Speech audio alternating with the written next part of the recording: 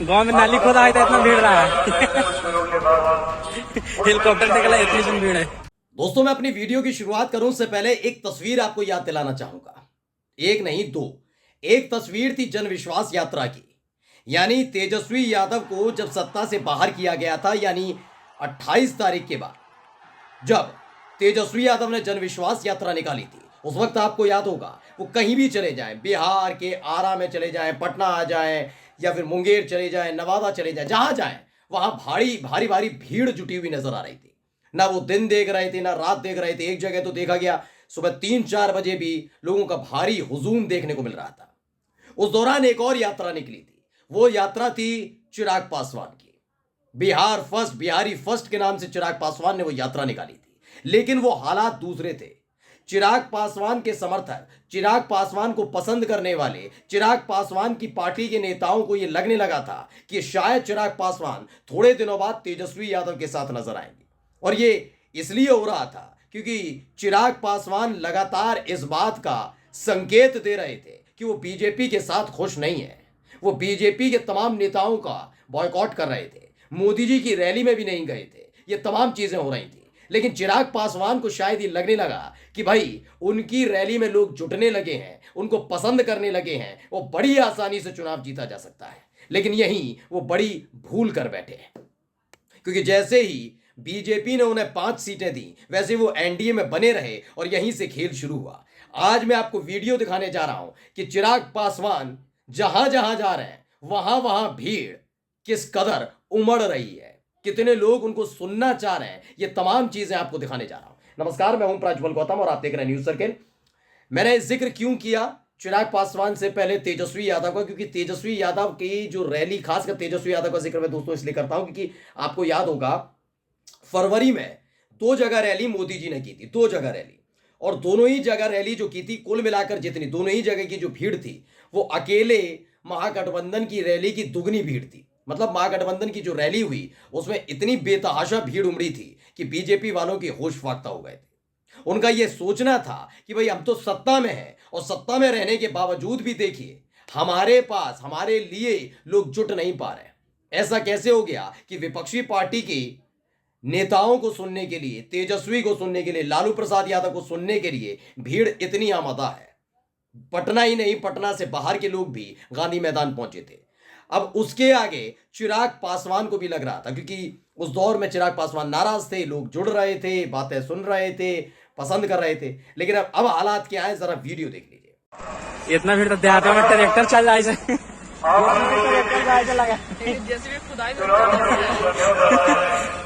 गांव में नाली खोदा है तो इतना भीड़ रहा है। हेलीकॉप्टर निकला इतनी सुन भीड़ है। तो आपने वीडियो बनाने वाले को सुन लिया होगा।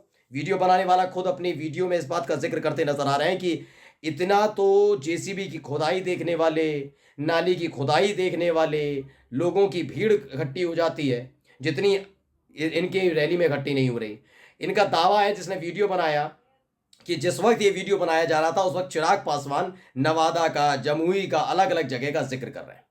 अभी आपने सुन भी लिया होगा कि आवाज जो है वो चिराग पासवान की ही लग रही है। मैं दावा नहीं कर रहा, मेरा चैनल दावा नहीं कर रहा, लेकिन जो वीडियो बना रहे हैं उनका दावा है कि जिस वक्त ये वीडियो बनाई गई और भीड़ गायब सी नजर आ रही थी, उस वक्त चिराग पासवान मंच को संबोधित कर रहे थे, यानी जनता को संबोधित कर रहे थे। हैरानी वाली बात जानते हैं क्या है? हैरानी वाली बात यह है कि आप अमूमन देखिए सम्राट चौधरी और चिराग पासवान एक साथ घूम रहे हैं बिहार में।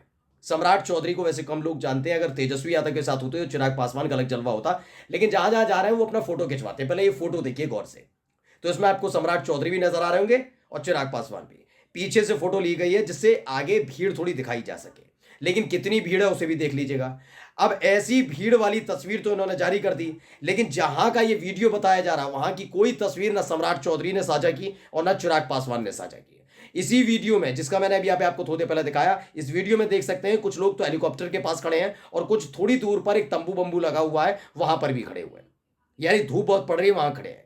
अमूमन ये देखने को मिला कि चिराग पासवान खाली कुर्सी, तंबू, बंबू, पंडाल, इन लोगों को, मतलब इन चीजों को, लोग कहां, इन चीजों को सुनाया है भाषण, करिया है उनसे वादे, करने लगे कई दावे, लेकिन सारा का सारा खेल किया गया मुट्ठी भर लोगों के सामने। हैरानी की बात यह है कि चिराग पासवान एक पार्टी के राष्ट्रीय अध्यक्ष हैं और दूसरी में बात महत्वपूर्ण यह है कि बिहार के डिप्टी सीएम सम्राट चौधरी भी उस वक्त मंच पर मौजूद थे जब ये भीड़ बेतहाशा भीड़ जमा हुई थी। हरीश मीना है, कांग्रेस के नेता हैं, उन्होंने लिखा क्या है, चिराग पासवान और सम्राट चौधरी की रैली में जुटी भारी भीड़, इतने तो गांव में जेसीबी की खुदाई देखने के लिए भीड़ जमा हो जाती है। बिहार से साफ है एनडीए। अब कितनी साफ है कितनी नहीं है, क्या होने जा रहा है, वो लगातार हम आपको दिखाई रहे हैं। हमने अपना इंटरनल सर्वे भी आपको दिखाया था कि किस तरह के हालात बिहार के अंदर तेजी से बदल रहे हैं। ये तेजी से तब से बदलने ज़्यादा शुरू हुए जब महागठबंधन की सरकार गई।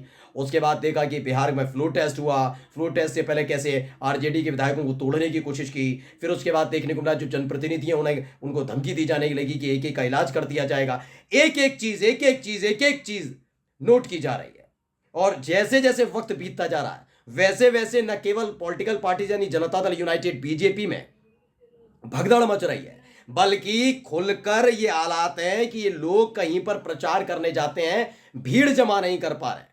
सोचिए, सत्ताधारी पार्टी में बिहार में सियासत कर रहे हैं, सत्ता में आने के बाद लग रहा था कि बेतहाशा भीड़ जुटेगी, नहीं भी जुटेगी तो चुनाव जीत लिया जाएगा। लेकिन यकीन मानकर चलिए, अगर निष्पक्ष तौर पर चुनाव हो जाए, जिस बात की आशंका लगातार विपक्ष जताता रहता है, कभी ईवीएम कभी बैलेट पेपर का जिक्र करके, लेकिन यह बताया जा रहा है कि अगर ऐसा हो गया दोस्तों तो यकीन मानकर चलिए ये भीड़ बता रही है, गवाही दे रही है कि चुनाव जीतना तो दूर, बीजेपी, लोक जनशक्ति पार्टी रामविलास, जनता दल यूनाइटेड, हिंदुस्तानी आवामी मोर्चा, उपेंद्र कुशवाहा, ये सब जमानत तक नहीं बचा सकते। क्योंकि जन विश्वास यात्रा का ही जिक्र नहीं करूंगा, हाल ही में कोई सी रैली उठा लीजिए तेजस्वी यादव, कोई सी कैसी भी उठा लीजिए, तेजस्वी यादव की हर रैली में आप देख रहे होंगे भीड़ जुट रही है। और जानते हैं भीड़ क्यों जुट रही है? तेजस्वी यादव कोई ऐसा नहीं कि लालू प्रसाद यादव को बेटे को देखने के लिए इतना क्रेज, नहीं, उनको ये देखना है कि बिहार में इतने सालों बाद एक ऐसा नेता आया है जिस नेता पर कई लांछन लगे, अनपढ़ है, नवीं पास है, नवीं फेल, पता नहीं क्या क्या, भ्रष्टाचारी है, भ्रष्टाचारी का बेटा है, तमाम आरोप। लेकिन 17 महीने में तेजस्वी यादव ने वाकई वो सब कर दिखाया जो बिहार की सियासत में तकरीबन मैं डंके की चोट पर कहता हूं 30 से 40 साल के बीच नहीं हुआ। हाँ, लालू प्रसाद यादव के कार्यकाल के दौरान आप कह सकते हैं वो तो सबसे मिलते थे, शिकायतें सुनते थे सब, लेकिन एक रोजगार का जो मानक सेट किया गया, और ये भी कह सकते हैं कि लालू प्रसाद यादव के वक्त इतनी जनसंख्या नहीं होगी लेकिन अब बढ़ गई है, तमाम चीजें हो सकती, जो भी हो मुझे नहीं मालूम, लेकिन अपने माता पिता के कार्यकाल के मापदंड को भी तोड़कर एक नया मापदंड सेट करने का काम वाकई तेजस्वी यादव ने किया है। और यही एक वजह है, सत्ता में आने के फौरन बाद और लोकसभा चुनाव से ठीक पहले बीजेपी को आगे आकर ऐलान करना पड़ा कि इस विभाग में नौकरियां देंगे।